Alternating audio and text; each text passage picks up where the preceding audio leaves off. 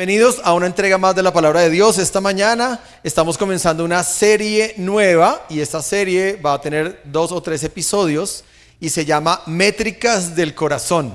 ¿Listo? Así se llama la serie, que va a tener 2 o 3 episodios y se llama Métricas del Corazón. Y esa palabra Métricas del Corazón pues pone a pensar en varias ideas y en varios conceptos.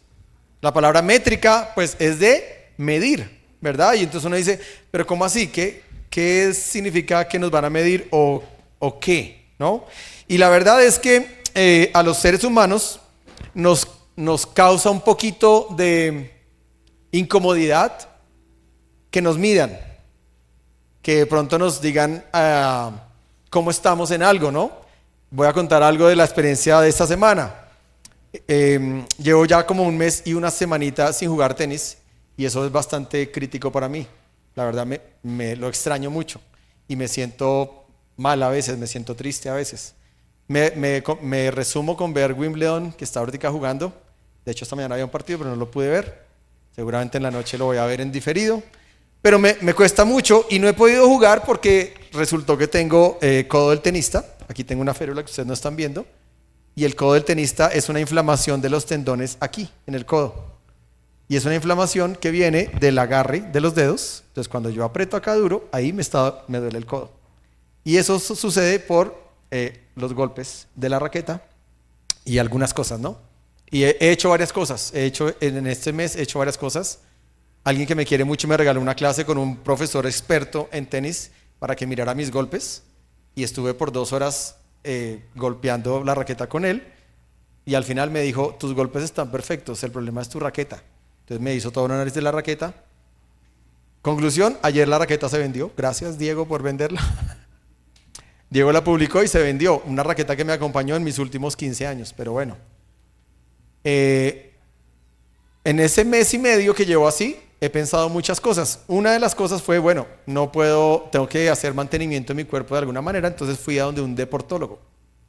Y el deportólogo lo primero que me dijo es, párese en esta maquinita, coja los manguitos y quédese ahí 5 minutos. Y él me dijo, aquí en mi computador, me dijo, eso es como un Ferrari en las mediciones hoy en día de todo lo que es su cuerpo. Y aquí en este computador me van a salir todos los resultados. Y en efecto, en 10 minutos en mi correo ya estaba toda esa hoja. Me la mandó.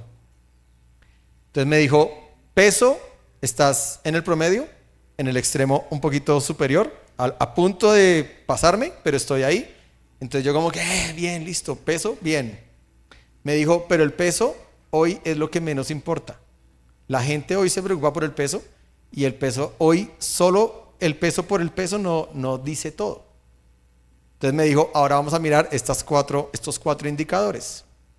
Me dijo, masa muscular. Y la masa muscular estaba por debajo del promedio. Grasa del peso estaba un poquito por encima. Ya con eso usted ya sabe lo que me dijo, ¿no? Me dijo, tu peso está normal. Yo te podría decir, no estás en obesidad, estás normal. Pero estos 2 indicadores están diciendo 2 cosas muy concluyentes. Una, que tienes un poco de grasa en tus músculos. Y 2, que te falta masa muscular. Entonces me dijo, cuénteme su historia deportiva desde los 15 años. Y yo tengo 49. No voy a decir nada más de la fecha. Tengo 49 y unos meses. Entonces yo le conté, ¿no? Le dije, no, pues yo a los 15 años me metí a jugar baloncesto a un nivel competitivo, entrenaba 3 veces por semana en mi colegio, jugaba torneos los sábados, los domingos, hice intercolegiados, me fui al ejército, en el ejército pasé la audición para el equipo de baloncesto en el Guardia Presidencial, me quitaron el armamento y estuve 8 meses de los 12 jugando baloncesto todos los días con soldados, contra otros batallones. Entonces el doctor Iván, le voy a decir mejor porque ya sé su nombre. Iván me dijo, no, pero usted tiene una historia tremendo atleta. Y yo sí, y después salí y comencé a jugar fútbol y jugué fútbol 11 y jugué fútbol 5 y jugaba por lo menos 2 veces por semana, y me metí en torneos y no sé qué, y después migré al tenis, y jugué tenis. Claro, él escuchándome toda la retaíla, ¿no? Y me dijo, bueno, ¿cuándo fue la última vez que usted estuvo por lo menos 2 años continuos en un gimnasio? Yo le dije, por ahí como a los 16, cuando uno está buscando novia, que uno sabe que necesita como desarrollar algo en uno. Le dije, por allá a los 16 yo me metí a un gimnasio en Modelia, que era donde vivíamos, donde yo crecí, y ahí estuve como por un año, entre 10º y 11, todos los días juiciosito en el gimnasio. El ejército también me ayudó un poquito a sacar fuerza, por eso de las 22 de pecho, ¿verdad? Todo el tiempo es a tierra 22, a tierra 22, todos los días eran mínimo 22. Entonces él me dijo, o sea, usted tiene 49, menos 15 años, ¿hace cuánto no está en un gimnasio? Entonces él me dijo, vamos a hacer algunas pruebas, me hizo otras pruebas más, me dijo, efectivamente la fuerza no está en ti. Tienes que trabajar fuerza. Entonces él ahí, el deportólogo de Compensar, pone todo en un sistema y ese sistema le llega al trainer del gimnasio y él armó toda mi rutina. Me dijo, yo quiero que cuando usted venga al gimnasio, no quiero que haga ni elíptica, ni trotadora, ni bicicleta. Usted va a hacer puros ejercicios de fuerza y de estiramiento. Y me metió el viernes pasado a una clase de estiramiento. Yo dije, bueno, chévere, pues vamos a ir a esa clase de estiramiento. Llegué puntualmente a mi clase de estiramiento muy temprano. Me encontré con una señora que antes venía a la iglesia, se llama Lucía Naranjo. Nos saludamos y cuando volteé a mirar, solo tenía señoras mayores conmigo en la clase de estiramiento.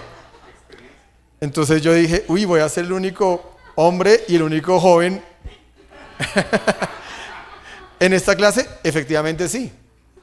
Todas las señoras conocían todos los ejercicios, ya ellas llegaban, cogían su colchonetica, cogían su polea y yo, Entonces le dije al profe, es mi primera vez, dígame qué hago. Traiga una colchoneta, coja una polea y acuéstese. Y traiga un banquito de madera. Bueno, hice mi proceso de estiramiento. Fue muy bueno, la verdad. Conclusión, voy a unir ahora con el tema de hoy. A los seres humanos nos cuesta mucho que nos den métricas. Cuando alguien nos quiere dar métricas de algo, sentimos como que alguien está cruzando un espacio que es como único. Y sobre todo porque él me dijo, tiene que empezar a comer 200 gramos de carne o de proteína al almuerzo y 150 en la noche. Yo le dije, pero yo en la noche no como nunca, mis cenas son chiquitas. Me dijo, no, necesito que coma ensalada al almuerzo y ensalada en la noche y 200 y 150 gramos. Y yo, me dijo, ¿por qué? Porque la rutina que le voy a diseñar acá le va a empezar a exigir a sus músculos fuerza. Entonces, conclusión, ¿en qué terminó esa semana tan espectacular que tuve, que no fue en la cancha de tenis? En que por estas semanas pues voy a estar en un plan de acondicionamiento físico, sacando fuerza y estirando con las señoras mayores. Todos los viernes muy tempranito. Le dije a mi esposa, hubo una posición que me sentí un poco vulnerable. Porque agáchese así, no sé cómo, y yo sentí que se me bajó el pantalón hasta la mitad de la nalga. Y yo dije, bueno, menos mal que es con señoras mayores. De pronto ellas disfrutaron la clase más que yo. Pero bueno, los seres humanos nos cuesta muchísimo las métricas. Y la verdad, sí pensé mucho, y voy a decir esto, este es la 6ª palabra que busqué para poner el título, porque habían otros títulos, pero eran títulos un poquito más... Entonces yo dije, vamos a buscar un título amable, que nos ayude, y muchas veces no nos gusta que nos den métricas, y hablando de la parte espiritual, o las métricas del corazón, no nos gusta que nos den métricas porque a veces nos da temor o pensamos que una métrica es algo frío, que me tiren ahí como un número o una cifra, algo mío, y eso se va a sentir como que, uy, no, pero eso no me define. Y es verdad, hay métricas cualitativas y hay métricas cuantitativas. Y en la Biblia hoy voy a poner unas que son cualitativas. Vamos a empezar con las cualitativas. Y hoy vamos a hablar de unas cualitativas. Pero es necesario que haya de todo. Hay una frase muy famosa que se llama, lo que no se mide, no se puede evaluar. Y lo que no se puede evaluar, no se puede mejorar. Entonces, póngalo en cualquier escenario. Usted dice, voy a evaluar mi matrimonio. ¿Cómo lo mide? Pues cuántas veces su esposa ya no le dice palabras fuertes, o cuántas peleas menos tiene. De alguna manera usted tiene que poner un indicador de medición para saber eso. Entonces muchas veces no nos gusta porque sentimos que eso se vuelve como algo frío en nuestra vida. También nos parece difícil las métricas porque sentimos que alguien nos está juzgando. Y somos como que no me juzgues. ¿Sí? Y la Biblia dice que no nos juzguemos. Entonces, cuando algo aparece, siento como que nos están juzgando. Iván, el deportólogo, pasó algo también que lo voy a contar, ¿no? De pronto él nos está escuchando, no sé. Porque siempre llego a las citas médicas y llega un punto en la cita médica en que hay una pregunta que yo sé que ahí va a ser como una inflexión en la conversación. Estoy yo ahí sentado y siempre el médico dice, profesión. Entonces yo por dentro pienso, ¿no? Bueno, yo soy contador público, pero también soy pastor. ¿Qué digo? Entonces ese día con Iván, yo dije, me dijo, profesión. Siéntese, José Luis, profesión. Y yo, pastor. Entonces él deja de mirar el computador y me mira, ¿no? ¿Pastor? ¿De qué iglesia? Se llama Hechos 29. Se llama Iglesia del Nazareno. Ah, ok. Escribe algo y luego voltea la pantalla. ¿Esta es la página web de la iglesia? Y yo, sí, esa es la página web. Me dice, ay, tiene una foto con Alex Campos. Y yo, sí, es que trabajé con Alex. ¿De verdad? Ah, yo asisto a una iglesia en Bogotá, en la Castellana, muy grande, bla, bla, bla, bla, bla. Pero estoy comenzando mi fe y estoy comprando casa en Cajicá, Vía Tabio. Y tengo una hija de 10 meses y otra de 3 años. Pero a la iglesia que voy me quitan a mi hijo a la entrada y se lo llevan a una parte y no me dejan adorar con él. Y la verdad, los últimos domingos me he quedado en el carro con mi hija y mi esposa ha entrado sola. ¿En su iglesia cómo es? Yo le dije, en mi iglesia puedes venir a adorar con tu hijo todas las veces que quieras. Entonces me dijo, los voy a visitar. Y nos cruzamos los teléfonos. Por eso digo que se llama Iván. Entonces, yo siento que cuando él me dice, tiene que empezar a cambiar, él se despidió de mí y me dijo, José Luis, en 6 meses nos volvemos a ver. Ya le dejé todo montado, usted puede entrar al sistema, ver todas mis recomendaciones, todas las rutinas, todo está hecho. En 6 meses nos vemos. Eso quiere decir que en 6 meses, ¿qué va a pasar? Él me va a decir, montes en el aparatico, en el Ferrari, coja las varillitas y en 5 minutos me va a decir, ¿qué cree que me va a decir? Si creció la masa muscular, si la grasa muscular bajó, si el peso mejoró un poquito. Es más, por ejemplo, él escribió ahí a los del training, ¿no? Porque después me mandó al gimnasio ahí mismo, me dijo, vaya que le van a hacer una prueba física. Y ahí el trainer me dijo, ah, sí, el deportólogo me dijo que en esta prueba va a ser esta bicicleta que se llama Rockenberg o algo así, no me acuerdo, es una bicicleta diferente, y que usted tiene que ponerle peso hasta que su corazón llegue a 137 revoluciones por minuto. Y tiene que durar 20 minutos en ese ritmo. Entonces me dijeron, listo, se sienta, entonces nivel 0. Y yo ahí pedaleando, yo no, mi corazón iba en 80. Cada 2 minutos le sube un nivel con este botón. Entonces 2 minutos, el corazón seguía muy tranquilo, entonces más fuerza. Otros 2 minutos, más fuerza. Me dice, cuando llegue al nivel de presión, que su corazón llega a 137, se guarda el nivel y me lo dice después. Fue el nivel 8.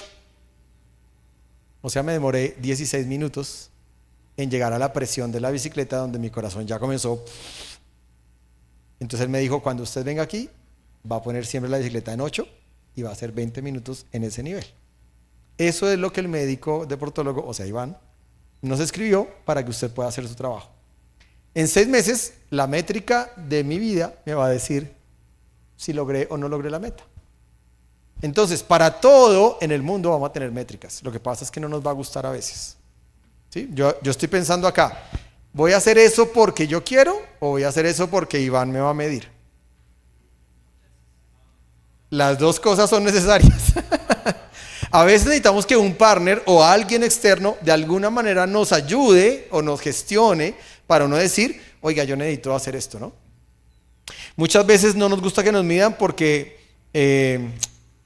pensamos que vamos a quedar vulnerables ante alguien y que alguien se va a dar cuenta de algo, pero lastimosamente el doctor Iván se va a dar cuenta si yo hice o no hice la cosa. No voy a poder ocultarle nada, él me va a poner en ese aparatico que ya lo conozco Y me va a decir, José Luis, súper bien, o me va a decir, perdió la plática estos 6 meses.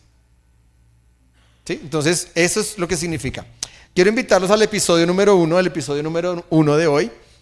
Se llama ¿Qué anhela Dios de ti? Y quiero invitarlos a que lean Juan, capítulo 15, versículo 1 al 8. Quiero que lo lean en sus Biblias de una manera silenciosa primero.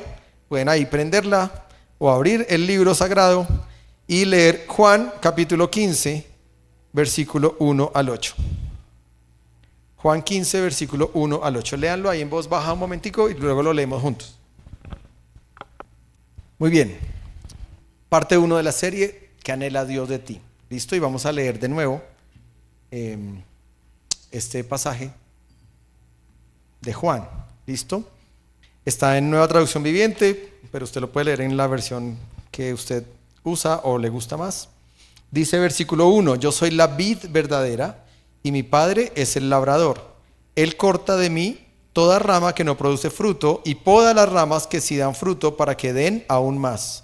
Ustedes ya han sido podados y purificados por el mensaje que les di. Permanezcan en mí y yo permaneceré en ustedes, pues una rama no puede producir frutos si la cortan de la vid, y ustedes tampoco pueden ser fructíferos a menos que permanezcan en mí. Ciertamente, yo soy la vid, ustedes son las ramas. Los que permanecen en mí y yo en ellos producirán mucho fruto, porque separados de mí no pueden hacer nada. El que no permanece en mí es desechado como rama inútil y se seca.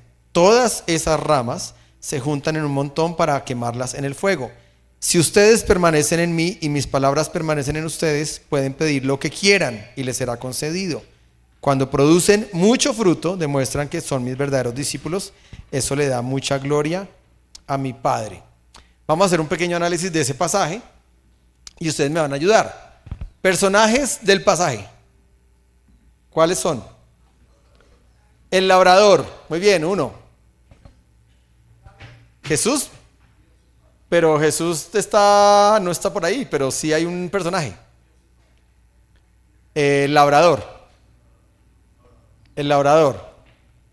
¿Quién más? Personajes o actores del pasaje. La vid.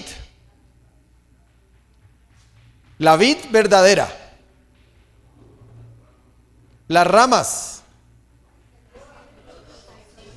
Los discípulos. Voy a decir esto. Los discípulos verdaderos. Ok. Ojo, el pasaje dice la vid verdadera, los discípulos verdaderos. Y hay unos personajes que no dice el pasaje, pero los podemos intuir, ¿no? Si hay una vid verdadera, es porque hay una vid. Ok. Si hay un discípulo verdadero, es porque hay un discípulo. Entonces hay más personajes, ¿no? La vid verdadera, la vid falsa, el discípulo verdadero, el discípulo falso, el labrador, el fruto, ¿verdad? El que poda la vid es ¿quién? El labrador. El labrador. Muy bien, sí, ustedes ya los dijeron todos, ahí están. Esos son los personajes del pasaje. La vid verdadera, las vides falsas, ¿verdad? El labrador, el fruto, el Espíritu Santo, que ahora lo voy a explicar cómo aparece en este pasaje, los discípulos verdaderos y los discípulos falsos. Eso quiere decir que en este pasaje, en estos cortos versículos, está la Trinidad completa trabajando activamente en nosotros o en los discípulos, ¿verdad? Como una primera parte es entender quién dijo yo soy la vid verdadera. ¿Quién? Jesús. O sea que el Hijo es la vid verdadera. Para los judíos en esa época era muy familiar escuchar un tema de agricultura como una vid. Pregunta, levante la mano el que ha estado en un viñedo. Yo creo que por ahí 30% del público. Levante la mano el que ha cultivado un viñedo. Nadie, ni yo tampoco. Levante la mano el que se ha tomado el fruto del viñedo. Sinvergüenzas, ahí sí, ¿no?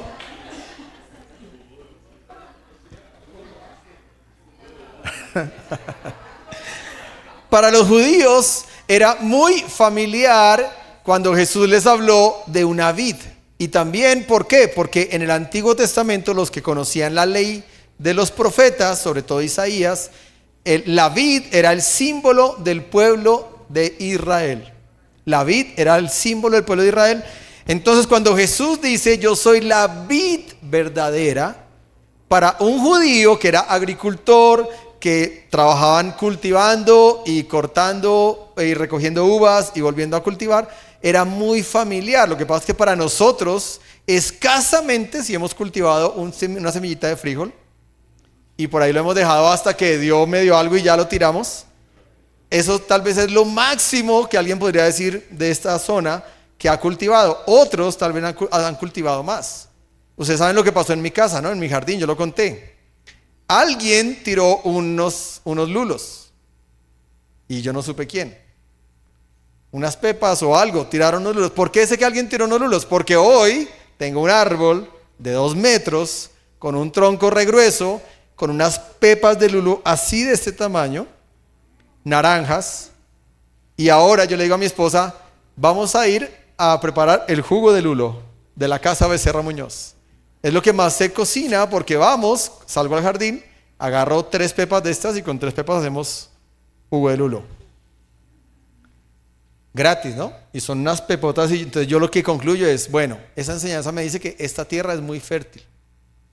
Lo que usted tire ahí, algo crece. ¿Quién lo tiró? No tengo ni idea. Alguien dijo, eso debió ser alguna señora que les ayudaba y por ahí se le cayó un poco de lulos y los dejó ahí tirados. Cuando eso comenzó a crecer, yo dije, corten eso, que eso es una maleza. Y mi esposa me dijo, no, pero sí lo vamos a cortar. Sí, corta, hay un machete, eso, fra.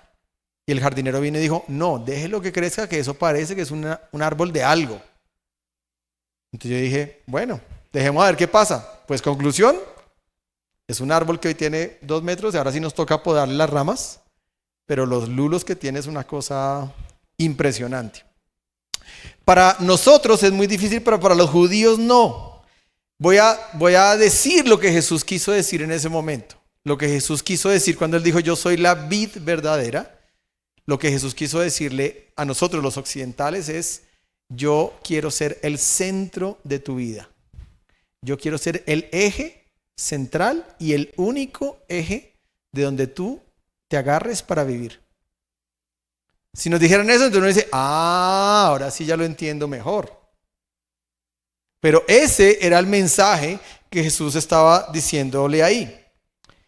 Para los judíos, que alguien les diga yo soy la vid verdadera y dijo, y mi padre es el labrador, no me voy a meter mucho en el tema del padre porque ahorita lo voy a tocar, pero para un judío el proceso de una vid, aquí yo puse, no, este es un viñedo, pero el proceso de ese viñedo es que tiene varias etapas, tiene 6 etapas.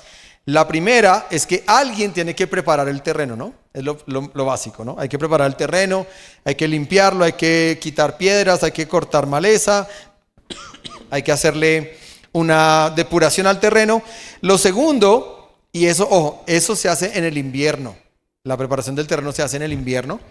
Luego viene la primavera y en la primavera se plantan las semillas, que se llaman los esquejes o los brotes de vid cuidadosamente. Pero interesante esto, el primer año no se espera fruto.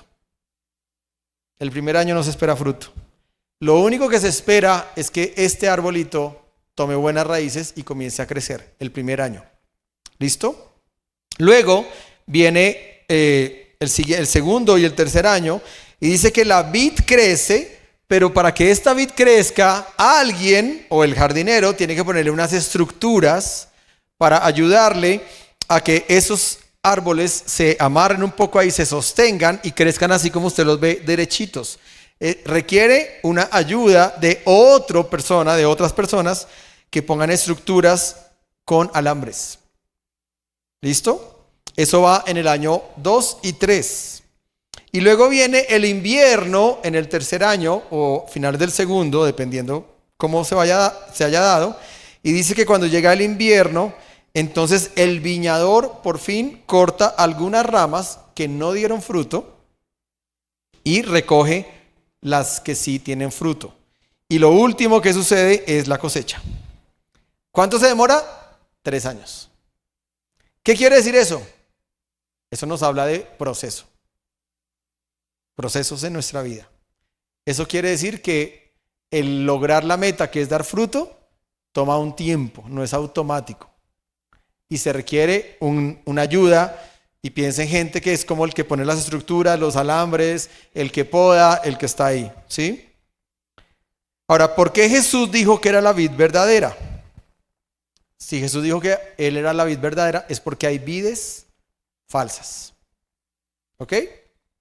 ¿Cuáles podrían ser unas vides falsas? Vuelvo y lo traigo al occidente. ¿Sí? Si Jesús dijera, yo quiero ser el centro de tu vida, yo quiero ser el sustento de tu vida, yo quiero que tú solo crezcas en la vida dependiendo de mí y de nadie más. ¿Listo? Eso es la versión occidente. Si eso fuera, la pregunta es, ¿cuáles serían ideas al lado de eso? Falsas. ¿Cuáles? Cuando Jesús dijo eso, los que escucharon que eran religiosos de la época, tal vez pensaron, nos está echando piedras porque la vid verdadera eran los fariseos, los religiosos de la época. Y que venga ahora el hijo de un carpintero, que no es de la tribu de Leví, esta semana leímos un poco lo de las tribus, ¿no? Que no es de la tribu de Leví, ni es hijo de Aarón, que era donde venían los sacerdotes, que eran los únicos que podían hablar de cosas espirituales, pero viene el hijo del carpintero, que era de la tribu de Judá, ¿verdad? Entonces, para los religiosos, que venga alguien y diga, yo soy la vid verdadera, pues es un poquito como presuntuoso. Entonces, una vid falsa es la religiosidad, una religión sin relación. Esa es una vid falsa hoy para nosotros. Otra es tener buenas obras pensando que las obras son las que me salvan. Las obras no me salvan. Las obras son necesarias, pero las obras son la consecuencia de mi fe. Sí, Santiago lo dice muy bien. Muéstrame tu fe sin tus obras y yo te mostraré por mis obras mi fe. Entonces las obras nos salvan, pero muchas veces, o en ese entonces, se podía pensar que las buenas obras eran las que salvaban. El orgullo religioso, la autosuficiencia espiritual, el éxito o el poder como una fuente de orgullo o de desarrollo personal, todo eso son vidas falsas. Alguien dijo por ahí, el trabajo. Cuando alguien dice, mi trabajo es mi eje central. Y entonces yo hago esta pregunta, ¿y entonces qué pasa el día que tú pierdas tu trabajo? ¿Te has puesto a pensar en eso? El día que uno pierde su trabajo, uno dice, me quedé sin eje. O el día que tú dices, el dinero es mi eje. ¿Y qué pasa el día que pierdes tu plata? O mi familia es mi eje. ¿Y qué pasa el día que pierdas tu familia? Entonces, de lo que se trata acá es que Jesús dijo, yo soy la vid verdadera, y está diciendo, ojo con vivir en otra vid. Estar pegado a otra vid pensando que esa otra vid te va a resolver tus problemas o te va a ayudar. Jesús es la única vid verdadera. Es el que nos da vida eterna, es el que nos limpia y nos transforma, es el que nos conecta con el Padre y es el que produce un fruto duradero en nosotros. ¿Listo? Vamos con el segundo. Ahora otro actor. Mi Padre es el labrador. Mi Padre es el labrador, se refiere a Dios Padre, o sea que Dios Hijo es la vid verdadera. Dios Padre es el labrador. El labrador es aquella persona que antes de plantar una vid prepara el terreno, limpia el terreno, elimina piedras, hierbas, trabaja para que la tierra sea fértil, está ahí. Cuando Jesús dijo, mi Padre es el labrador, quiere decir que el Dios Padre desde antes ya estaba preparando un terreno en nosotros para que pudiera llegar el crecimiento a través de Jesús. El labrador, dice Juan, voy a leerlo literalmente, dice, Él corta de mí toda rama que no produce fruto y poda las ramas que sí dan fruto para que den aún más. O sea que el Padre hace una función difícil, la que nadie quiere hacer, el trabajo sucio, ¿no? Dicen por ahí. ¿Qué es lo que Él hace? Corta las ramas que no dan fruto. Y a los que sí dan fruto, los consiente, los aplaude, les da estatus. No, nada de eso. A los que sí, los poda. Y alguna vez cuando escuché eso, me quedó eso, ¿no? La ley de la poda. La ley de la poda no nos va a gustar a ninguno. Porque podar es que Dios nos corta un poco cosas porque quiere que nosotros crezcamos más fuertes. En la sede, cada mes hay que cortar el pasto. Cada mes hay que peluquear las eugenias. Y de acuerdo a cómo uno peluquea las eugenias, ellas van tomando forma. Crecen más tupidas o crecen menos tupidas o crecen más para arriba o crecen más para afuera. Depende quién las pode y la mano que las pode. Es un arte. Pero la conclusión es que dice que el labrador tiene ese trabajo que es un trabajo difícil. Dice, Él corta de mí, o sea, de Jesús, el labrador corta toda rama que no produce fruto y poda las ramas que sí dan fruto para que den aún más. Y luego, como que hay un silencio, y viene y dice Jesús, ustedes, o sea, ya le está hablando a los 12, ustedes ya han sido podados y purificados por el mensaje que les di. O sea que, ¿qué elemento usa el Padre para podarnos? La palabra de Dios. Dice, el mensaje que les di, la palabra.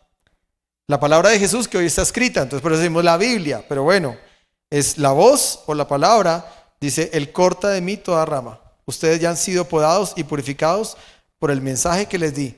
Y luego trae una palabra que es un poco teológica y dice, permanezcan en mí. ¿Listo? Entonces viene una pregunta. Es tierno para que el mensaje entre con suavidad. Para que todos digan, ay, qué tierno. Sí, ese eres tú, el osito panda. ¿Y quién es la vid? La vid es el tronco. Entonces, ¿el osito cómo está con el tronco? Agarrado, feliz y abrazado, ahí, sostenido. Entonces la pregunta es, ¿qué hay que hacer para dar fruto? Y la respuesta está en el versículo 4 y dice, permanezcan en mí y yo permaneceré en ustedes, pues una rama no puede producir fruto si la cortan de la vid y ustedes tampoco pueden ser fructíferos a menos que permanezcan en la vid. Entonces la pregunta es muy fácil de contestar, es literal. ¿Qué hay que hacer para dar fruto? Permanecer en Cristo. Y eso suena, chévere, permanecer en Cristo. Bueno, muy difícil de entender. Yo se lo voy a poner en 5 o 6 acciones puntuales. Lo primero, ¿qué es permanecer en Cristo? Permanecer en Cristo es conocer a Cristo. ¿Y cómo conozco a Cristo? Cuando hablo con Él todos los días. ¿Sí? O sea, oración. Aunque a mí me gusta oración. Me gusta más esa palabra, ese verbo que me inventé. Oración es ore y obedezca. Que es la Shema, ¿no? Shema en hebreo no es solamente oír. Cuando la gente dice, ¿cuál es el primer mandamiento? Y todos dicen, amar a Dios con todas las fuerzas. Está mal. Está mal. Si uno va al Deuteronomio y lee la Shema, dice, el primer mandamiento es, oye Israel, Shema. Pero es oír con un corazón de obediencia. O sea, es una escucha activa en acciones. O sea que lo primero que hay que hacer para permanecer en Jesús o permanecer en Cristo es hablar con Él todos los días, conocerlo. Y para hablar con Él necesito hacer 2 acciones, orar, obedecer y meditar en su palabra. ¿Sí? Esas son acciones sencillas. ¿Qué más tengo que hacer para permanecer en Cristo? Algo que nos cuesta mucho es confiar en Él. Confiar en Él es que yo me pongo así y Él está atrás y yo suelto mi vida. Yo la suelto. Yo me tiro para atrás y eso es confiar. Lo demás es otra cosa, pero no es confiar, ¿no? Como que no, pero espere, ponga el colchón y que yo lo vea y ahí sí me tiro. O no, venga, agárreme la mano y que yo sienta la mano y ahí sí me tiro. Muchas veces nuestra fe es así. Es como una fe parcializada. Pero lo que está hablando acá de permanecer en Él es una confianza plena en Dios. Es soltarme al vacío y decir, no sé cómo lo vas a hacer, no sé cómo vas a resolver esto, no tengo ni idea, pero mi fe me dice que yo me suelto en tus brazos y que algo va a pasar. Algo va a pasar. Y la última acción que yo les dejaría para entender qué es permanecer es dejar que la vida de Cristo fluya en mi vida. Eso quiere decir una transformación. Sí, permanecer en Cristo implica sí o sí un cambio. Cambio de comportamientos, cambio de conductas, cambio de hábitos, cambio de forma de pensar, cambio en la forma de hablar, a veces en la forma de vestir. Yo creo que todos hemos tenido etapas en cómo nos vestimos, ¿no? Yo esta mañana hablaba con algunos amigos de cuando nos vestíamos antes. Yo antes me vestía de corbata y vestido todos los días, con gafitas, peinado por la mitad, con mucho gel. ¿Por qué? Porque mi trabajo era que yo era contador. Entonces yo iba a visitar empresas y el contador de una empresa no puede llegar en sudadera o no puede llegar en jean. Sí, yo me sentaba con los gerentes, les entregaba sus balances, sus impuestos, no sé qué, el IVA, ta. Entonces yo, por varios años, me volví una persona que yo andaba de corbata todos los días. Después conocí el arte y la música, ¿no? Y me dijeron, Joselito, tienes que cambiar ese vestidito y esa corbata. Y me mandaron a un estilista en la zona T y me pintaron el pelo de mono. Me hicieron un corte diferente. Y me pusieron ropa súper diferente. Camisas con rotos, con así todo. Por una época de mi vida me dijeron Cristian Castro por el pelo mono. Y después me volví pastor. Y pues ya estoy como estoy. ¿Quién sabe más adelante qué pasa? ¿No? Dice que a los hombres por allá a los 50 o más arribita les da el síndrome de los motociclistas, ¿no? Entonces uno empieza a ver que empiezan a andar mucho en moto con chaquetas de cuero y todo ese rollo. Y no sé si vamos a llegar a ese punto. Pero la transformación en Cristo tiene que ser completa y continua. Todo el tiempo estamos cambiando y todo el tiempo tenemos que estar dispuestos a cambiar, a dejar que Dios nos transforme. Si yo siguiera siendo el mismo de hace 10 años, pues diría, no ha pasado nada en mí. Si yo fuera el mismo de hace 5 años, lo mismo. Si fuera el mismo de hace 2 años, lo mismo. Tiene que haber una transformación en mi vida. Eso es lo que significa permanecer en Cristo. Cuando Jesús dice, permanezcan en mí y yo permaneceré en ustedes, nos está hablando de esas 5 acciones. Pueden haber algunas más. Me llama la atención que Jesús dice, permanezcan en mí y yo... ¿Qué quiere decir eso? Vamos a ponerlo negativo o opuesto. Si no permanecen en mí, entonces yo no permaneceré en ustedes. Y ahí nos metemos en una discusión teológica que no vale la pena. No vale la pena. Yo lo único que los quiero animar es que uno sí puede entristecer al Espíritu Santo y ponerlo así de chiquito en la vida y vivir una vida lejos de Dios. Pero no porque uno quiera, sino porque yo dejé de permanecer y Él cumplió esta palabra. Él dijo, tú dejaste de permanecer en mí, entonces yo también dejo de permanecer en ti. ¿Listo? Bueno, avanzamos. Ahora viene el Espíritu Santo. Si tiene su Biblia, en Juan capítulo 15, haga el ejercicio, usted está en Juan capítulo 15. En Juan capítulo 15 está Jesús hablando de esto. Pásese al capítulo 16, el versículo 5. Y cuando Jesús está hablando de la vid verdadera, que Él es la vid verdadera y que el Padre es el labrador, después viene a Juan capítulo 16 y dice, ahora voy, versículo 5, ahora voy a aquel que me envió y ninguno de ustedes me pregunta a dónde voy. En cambio se entristecen por lo que les he dicho. En realidad es mejor para ustedes que me vaya, porque si no me fuera, el abogado defensor no vendría.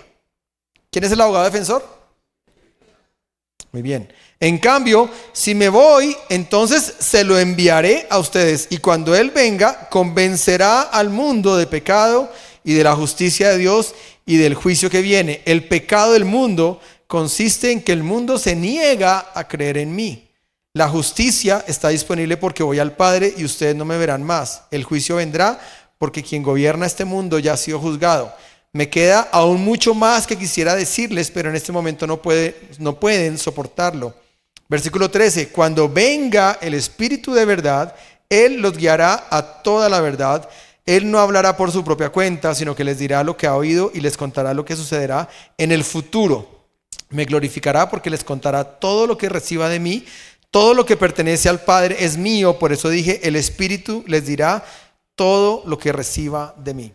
Entonces, quiere decir que el Espíritu Santo es también muy importante y es más, hoy es quien está con nosotros, quien está en nosotros, quien camina con nosotros. Ya Cristo se fue.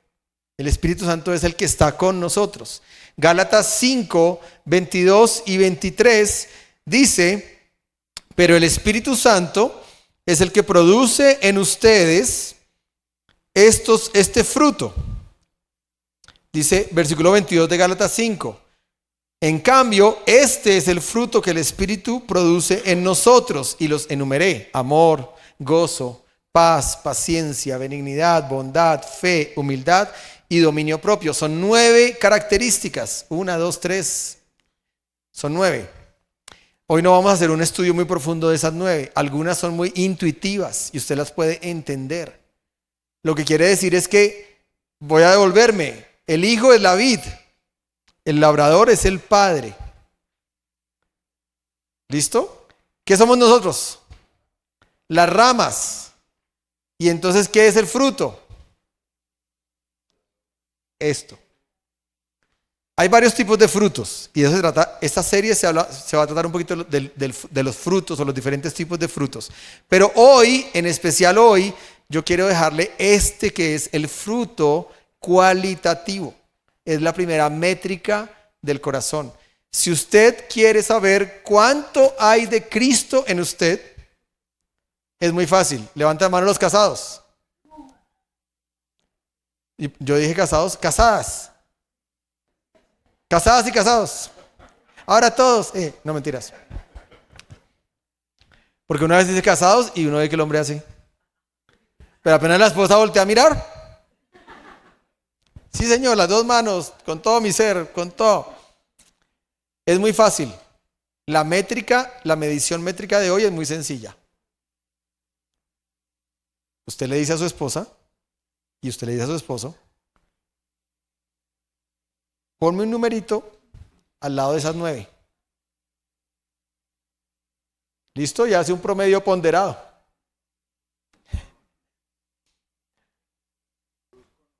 Brusco no.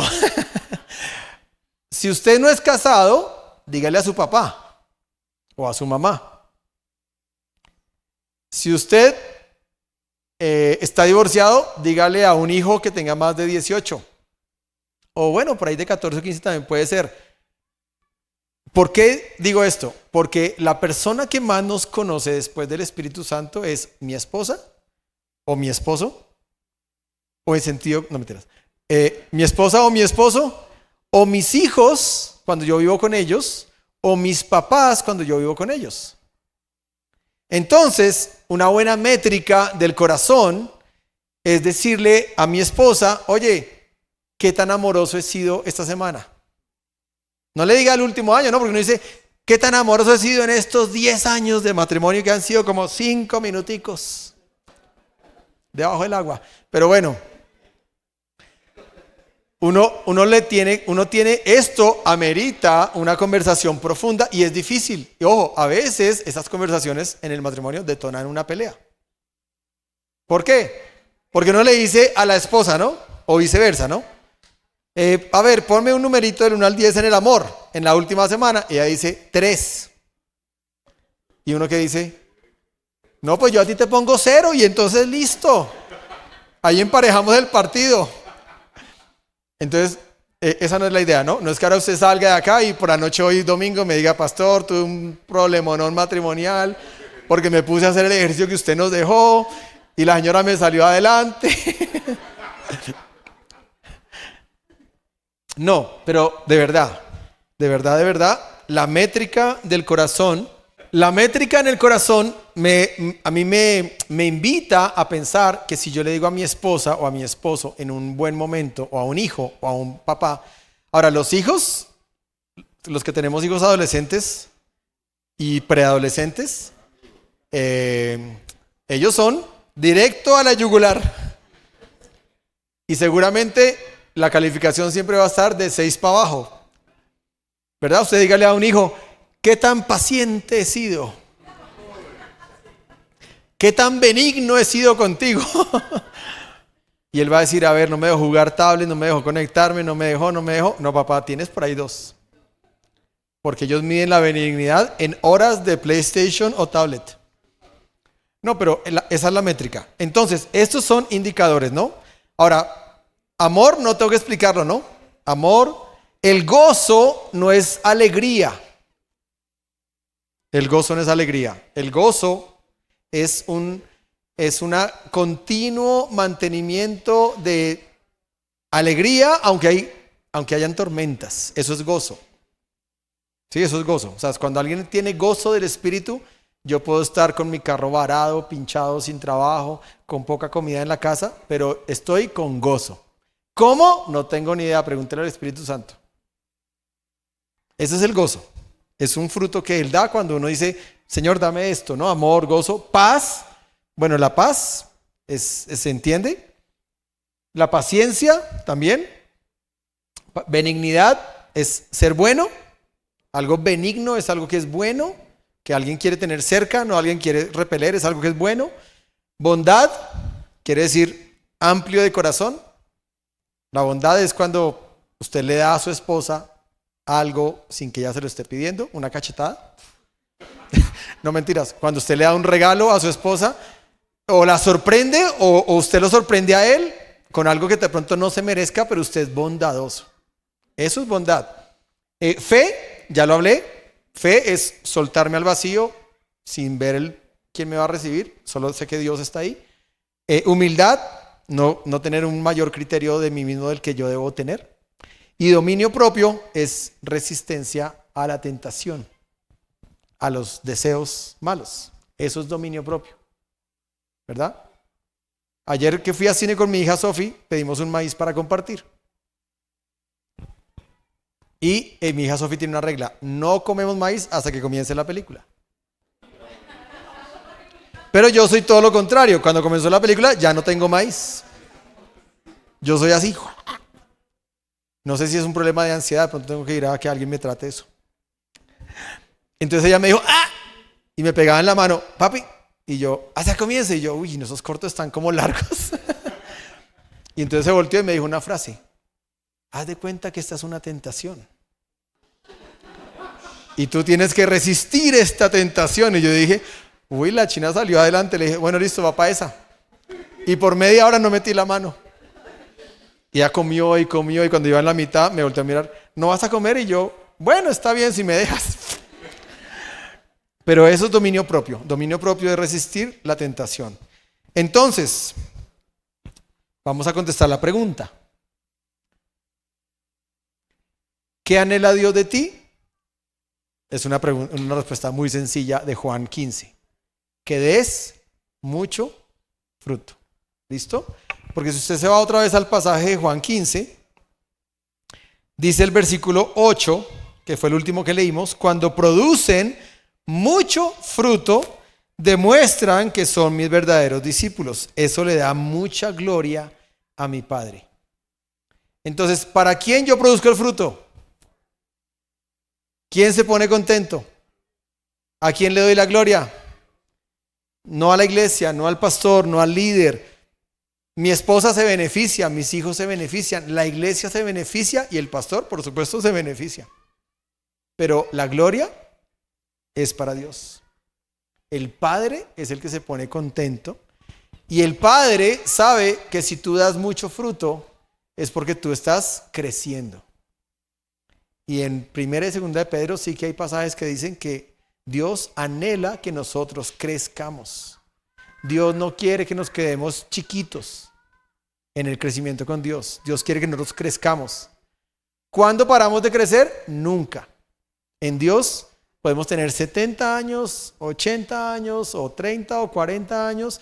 Nunca vamos a dejar de crecer en Dios. Eso es lo fantástico del camino con Dios.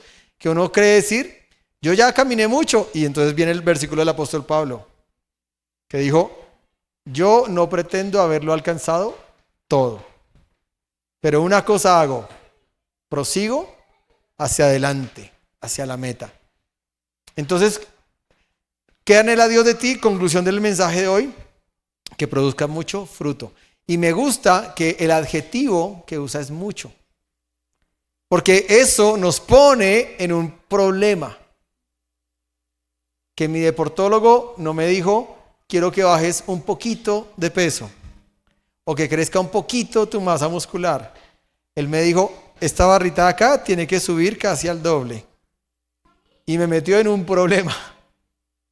Entonces yo le hice la pregunta técnica, ¿cuántos días a la semana debería ir al gimnasio? Y me dijo, mínimo 4. Y yo dije, ¿en qué parte de mi agenda voy a meter 4 días acá? Pero cuando Dios dice que cuando producimos mucho fruto, demostramos que somos sus verdaderos discípulos, eso de una nos dispara a esa métrica del corazón de Gálatas 5, 22 y 23, de decir, oiga, yo necesito que alguien me diga cómo estoy ahí. ¿Quién? Ya dije quiénes, ¿no? Su esposa, su esposo, sus hijos, su papá. Pregúnteles, haga el ejercicio. Porque es la única forma de tener una métrica cualitativa de alguien que te ama. Dios quiera, ¿no? Alguien que te ama, que te diga la verdad. Y que te ayude a crecer. Y el ejercicio para los próximos días es no solamente preguntarle eso, sino que sería lindo que uno después de una semana pueda decir, oye, la semana pasada me pusiste en paciencia 3. Esta semana, ¿cuánto me pones? Si mi esposa estuviera aquí sentada, esa partecita de los 9 es una de las que más a mí me toca trabajar, la paciencia. Y ella lo conoce. Entonces ella sabe, a veces cuando me ve así, ella se corre para un ladito y como que pelea con la pared. Ella es así. Eso me ayuda un montón. Pero vuelvo y digo, todos tenemos áreas en nuestra vida en que tenemos que ser realistas y dejar que la métrica de nuestro corazón se ponga. De lo contrario, pues vamos a vivir un mundo como medio irreal. Yo sé que hoy en la educación se hace como por competencias, pero de alguna manera, sea como sea, son métricas. Son métricas que dicen, lo lograste, alcanzaste el objetivo, lograste la meta, no la lograste, entonces tienes que hacer algo. Lo que yo quiero que pienses, y te voy a invitar a que por un minuto cierres tus ojos, ya nos vamos a ir. Y quiero que pienses en esas 9 métricas de tu corazón, que yo sé que son tuyas, que no son de nadie más. No es culpa de tu esposa, no es culpa de tu esposo, no es culpa del vecino, no es culpa del país, no es culpa de nadie, son tuyas. Y es amor, gozo, paz, paciencia, benignidad, fe, bondad, humildad y dominio propio. Y mira un poquito hacia adentro de tu corazón para decirle al Señor, Señor, yo sé que tú quieres que yo dé mucho fruto en esas áreas. Es el fruto que tú, Espíritu Santo, produces en nosotros. Y yo quiero que usted piense cuál es la que más, de las 9, cuál es la que más le cuesta. Y hable con el Señor, aproveche este minuto, dele tiempo a Dios en su vida y dígale, Señor, esta es la que más me cuesta. Voy a ponerla aquí en la pantalla.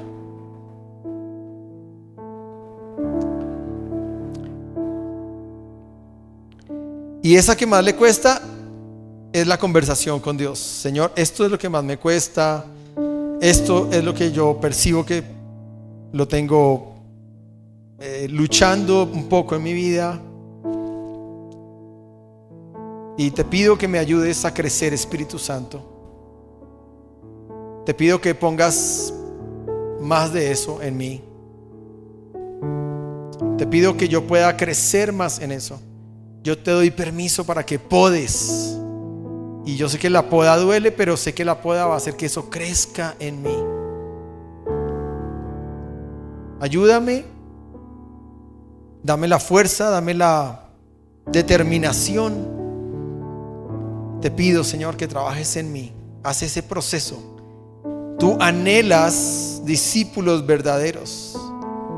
Y tal vez hoy no sean tantos los discípulos verdaderos. Tal vez hoy hay muchos seguidores, muchos empáticos, simpatizantes de la fe.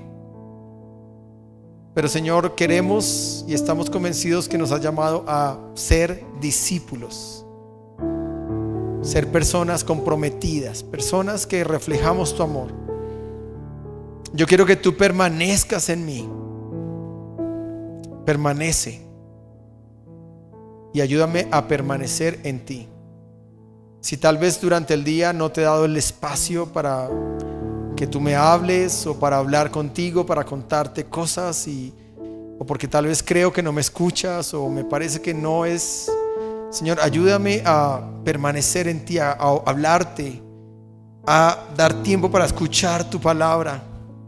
Que cuando yo lea la palabra, Señor, todos los días venga una palabra directa a mi corazón y yo sepa que eres tú el que me está hablando, el que me está guiando, el que me está haciendo pensar, meditar, analizar. Ayúdame a que tú permanezcas en mí, no como un eje adicional en mi vida, como una vid falsa, sino como la única vid verdadera. Tú eres mi único sustento, mi único eje, de donde yo me agarro con toda mi fuerza y me sostengo allí, y sé que todo crecimiento viene cuando yo me agarro al único eje verdadero que eres tú en mi vida, y te hago el centro de mi vida.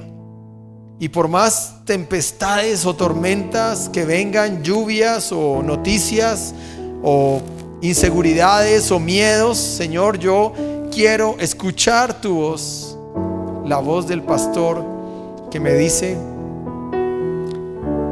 que tú quieres que yo sea un árbol como el del Salmo capítulo 1, plantado junto a corrientes de aguas, que doy fruto a su tiempo, que mi hoja no caerá y que todo lo que yo haga prosperará. Eso es lo que tú anhelas de mí, Señor. Eso es lo que tú dices de mí. Y te pido, Señor, que me ayudes a crecer. Todavía quedan estos meses del año. Que estas métricas del corazón disparen en mí cambios de actitudes, cambios de rutinas, cambios de pensamientos, cambios de relaciones, cambios en todo sentido. Te lo pedimos, amado Dios. Trabaja en tu iglesia, Cristo. Somos el cuerpo, tú eres la cabeza.